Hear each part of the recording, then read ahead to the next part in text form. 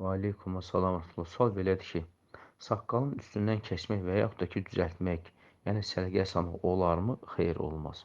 Çünki saqqalın üstündən, qırağından, bucağını kəsmək, düzəltmək, səliqəyə salmaq olmaz. Elə saqqalı insan gündəlik yusa, eləsə, darğının darasa, inşallah bu kifayət eləyir. Nəinki kəsmək, düzəltmək və s.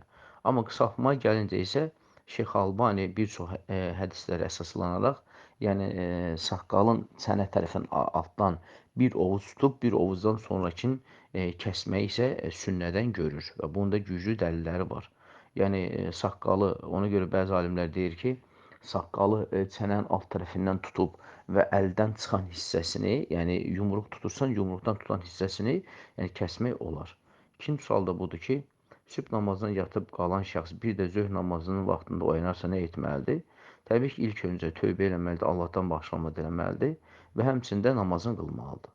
Yəni vitri qılmayıbsa, vitri də qılır, sonra isə əzan verir, sübhün sünnəsini və sübhün fərzini qılır.